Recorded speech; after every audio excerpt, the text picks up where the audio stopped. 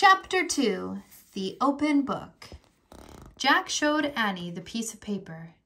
It said, "Help me, under a spell, find 4 thin." "Oh no," said Annie. "We have to help her, but what's a thin?"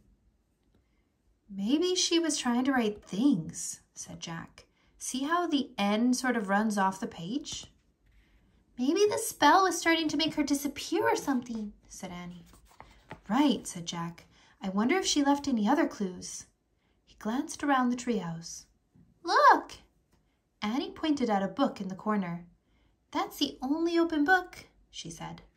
Jack looked around again. Annie was right. He felt a shiver go down his spine. Jack went over to the book and picked it up. He held it near the window. Light from the setting sun was golden on the page. Jack stared at the picture on it. In the picture were trees with white flowers. The trees were on the side of a mountain, near a wide, rushing stream.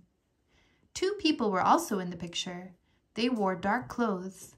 They had black scarves over their faces, and long swords strapped to their backs. "Oh, man," whispered Jack.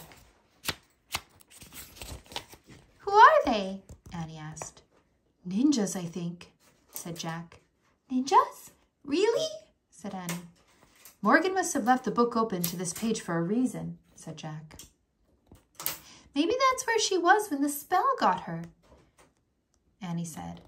"Or maybe that's where the 4 things are," said Jack. "Let's go," said Annie. "Now?" said Jack. "Yes, Morgan's in trouble. She needs us now," said Annie. "But we should read this book first," said Jack, "so we'll be prepared." "Forget it," said Annie. "Every minute counts." She grabbed the book from Jack. "Give it back," he said. "We have to find out about this place." Annie held the book out of reach. "We'll find out what happened. We'll find out when we get there," she said. "We don't even know where there is," Jack said. But Annie pointed at the picture. "I wish we could go here," she said. The leaves of the oak tree began to shake. "Squeak!" "Don't be scared, Peanut," said Annie. She scooped up the mouse. Then she put it in the pouch of her sweatshirt. The wind began to blow. It blew harder and harder. The treehouse started to spin. Faster and faster. Jack squeezed his eyes shut. Then everything was still. Absolutely still. Except for the sound of rushing water.